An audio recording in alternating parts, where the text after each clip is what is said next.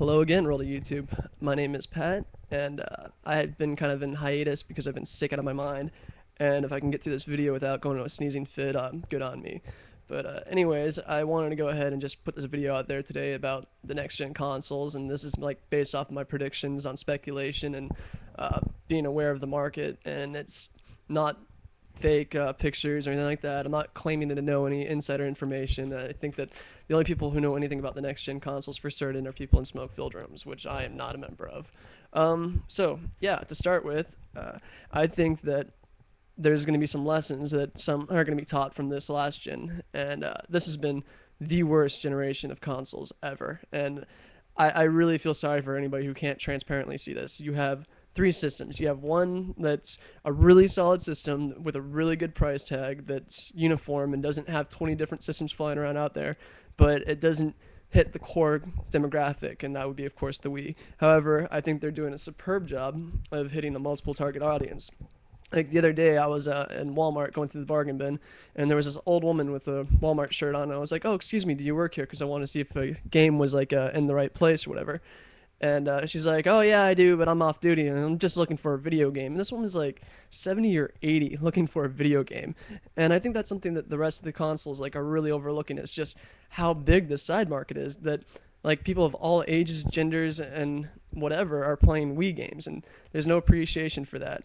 And I think though that there's a lot of people who think otherwise because like Nintendo has a really good habit of not paying bribes to video game reviewers and stuff like that out there. And if you pay attention, especially on shows like X Play, you'll notice that every time they talk about Nintendo, they always make sure to put a knife in there at the end, because the reason why they're doing this is because they're pissed off that Nintendo's not paying them massive bribes.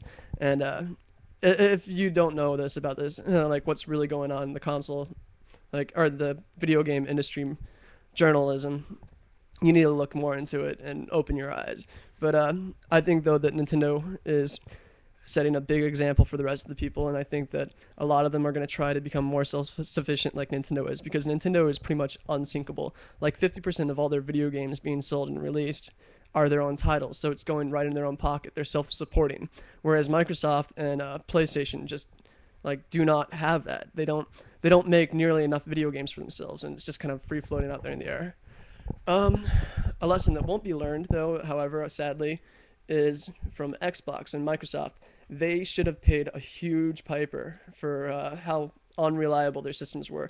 Their system was the most janky system in the history of console systems.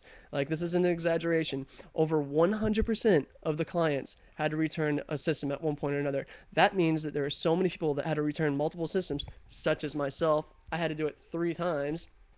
Um, that it overlaps the actual number of purchases. That is ridiculous. That is absurd, and it's just wrong. But unfortunately, they've gotten away with it, and no one seems to mind, and not putting up as big as a protest as they should. And I myself, like, I really got furious about it, and I was halfway tempted. I didn't actually do it, but to go out and get my system modded and just start stealing games, but that's not right.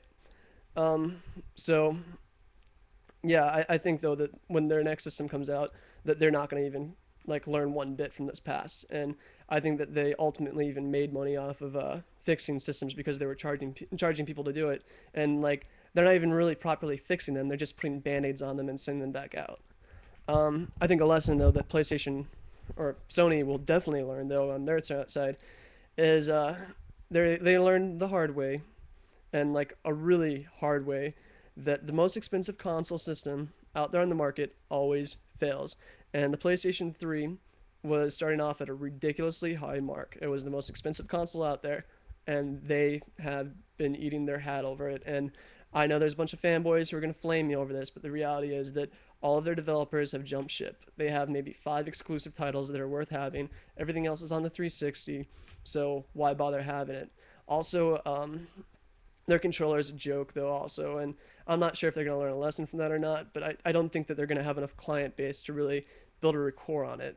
But I don't know. We'll have to wait and see. I do think, though, that peripherals have taken off, and with games like Rock Band and the like that, that that's going to be another venue. And I think that a lesson that a lot of the consoles that are learning out there is that it used to be that the majority of their income would come from selling video games, and they would usually sell consoles under at cost or below cost.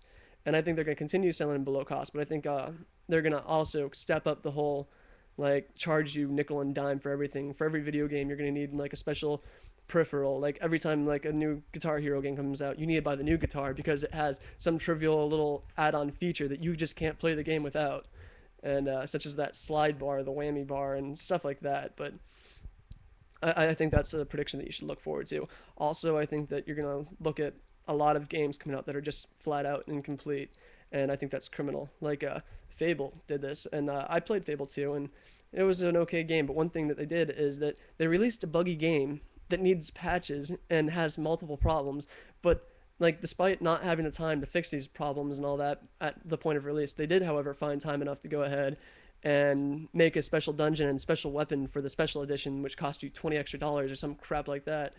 And it's not right. It's not ethical. It's nickel and diming. You know, when I was growing up, I lived in a poor neighborhood, but and I was a poor kid, but I owned a Nintendo, and I like to me that made me just as rich as like any other rich kid with the exact same system. It was like it was a social equalizer, but now it's not the case. It's just like now it's like you need to pay a monthly subscription for the right and privilege to use your online access just to play video games online. And like while Xbox is the only one doing it, their client base are more than willing to pay for it. So I think that it's only a matter of time before Sony and Nintendo starts doing the same thing. I question Nintendo though because they're a pretty ethical company, but I could definitely see Sony doing that real soon.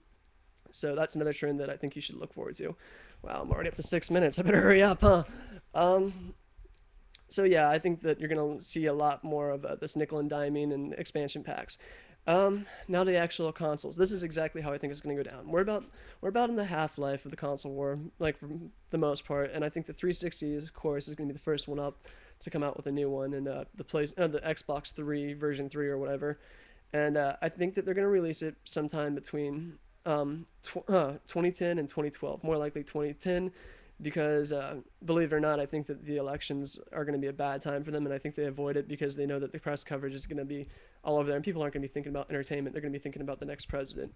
So I think about 2010 is going to roll around, and they're going to have it really set up so that they can get the shopping out for Christmas time. And then right as this is the very same month that they come out with like the advertisements for it, or that they're about to release it, Sony's going to step up and say, oh look, we've got a PlayStation 4. And their little promise about 10-year console system and all that for the PlayStation 3 is going to go away because the PlayStation 3 is a hemorrhaging like flop and no one's buying it, and it just doesn't have any media, and that's going to be horrible. But I also think though that they're going to go ahead and they're going to step up the online services, and I think that downloadable content is going to be the way of the future, and I think that it's like the next format. And I think that because it's just so incredibly there's so many advantages to it. Number one, piracy. Number two, the fact that you can keep a static price because you can't sell like downloaded games like secondhand, so it doesn't cause a fluctuation in the market, and they can just keep it at a high price. And it's just got so many advantages to it. Oh, and there's no distribution. You don't have to worry about getting all the copies out there. You don't have to worry about making too many copies that floods the market.